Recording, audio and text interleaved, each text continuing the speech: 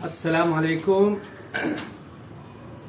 आज का मेरा मौजू उत्तर प्रदेश के अंदर 2027 में आने वाला इलेक्शन का मौजू है।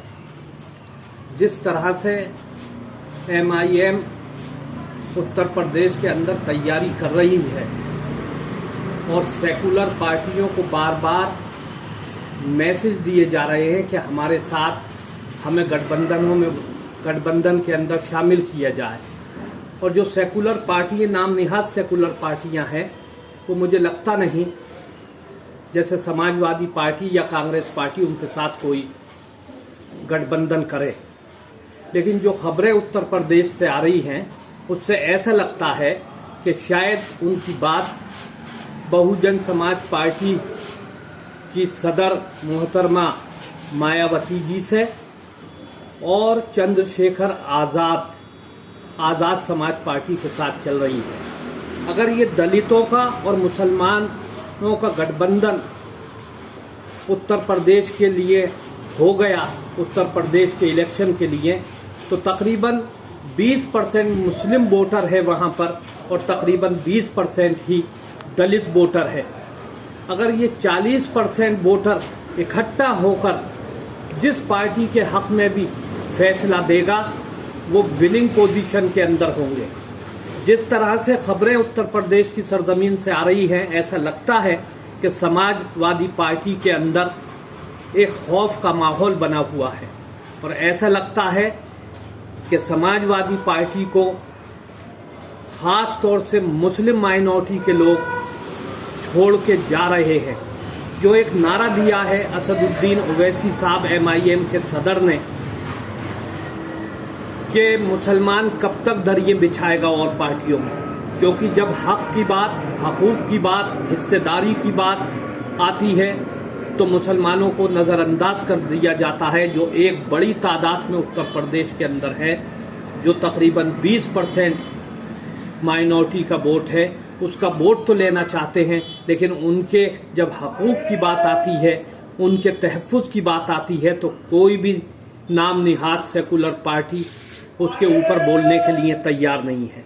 यही वजह है जो नई नस्ल के लोग हैं, जो नौजवान हैं, जो युवा हैं, उनके अंदर असदुद्दीन ओवैसी साहब को लेकर एक क्रेज़ बढ़ता जा रहा है। इसकी दो वजह और भी रही क्रेज़ बढ़ने की। जिस तरह से बिहार के अंदर विधानसभा के रिजल्ट आए और सीमांचल के अंदर उन्होंने 5 सीटें जीती, एक वो फैक्टर है। और उसके बाद महाराष्ट्र के अंदर जब उन्होंने निकाय चुनाव हुए, काउंसलर के और वार्ड मेंबरों के चुनाव हुए, उसके अंदर पूरे महाराष्ट्र के अंदर उन्होंने जो है 125 सीटें जीतकर ये तारीख रकम की है महाराष्ट्र की तारीख में कि असदुद्दीन ओवैसी साहब की तरफ लोगों का रुझान बढ़ रहा है। और उसमें एक खुशी की बात और भी है कि दलितों के भी लोग वहाँ पर चुनकर आए, 6 मेंबर दलित चुनकर आए, नॉन मुस्लिम चुनकर आए। इससे ये बात भी साबित होती है कि आज की तारीख में ओवैसी साहब की पार्टी MIM पार्टी अब खाली मुसलमानों की पार्टी ना होकर सर्व समाज की पार्टी बनने की तरफ जो है गामजन है, क्योंकि जिस तरह और कम्युनिटी और धर्म के लोग इसमें जुड़ने का काम कर रहे हैं, ऐसा लगता है कि उत्तर प्रदेश के अंदर 2027 के इलेक्शन के अंदर ओवैसी साहब बड़ा उलटफेर करने के लिए जा रहे हैं। अगर आज़ाद समाज पार्टी या बहुजन समाज पार्टी से उनका गठबंधन होता है तो मैं यकीनी तौर पे कह सकता हूँ कि एक बड़े बदलाव की तरफ उत्तर प्रदेश जाएगा।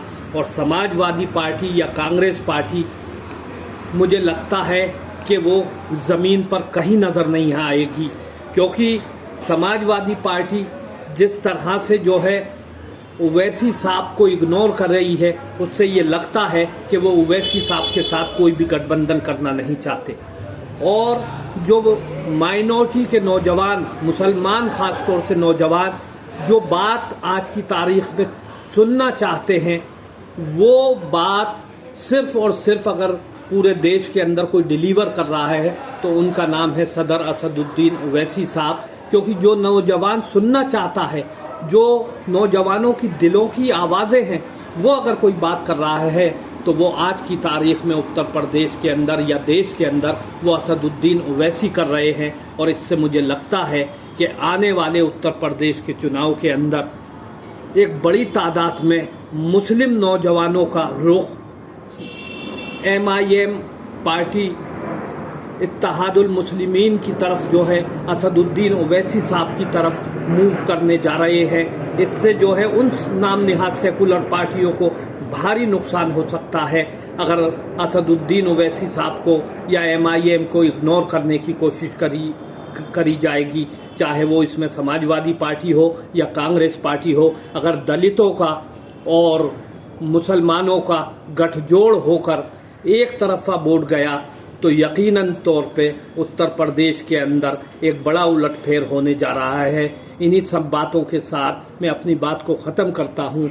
शुक्रिया। मेरे चैनल को अगर पसंद आई हो मेरी बातें तो इसको मेरे चैनल को सब्सक्राइब करें, लाइक करें, बेल आइकन दबाएं और इसको ज़्यादा से ज़्यादा जो है आगे पहुँचाएं।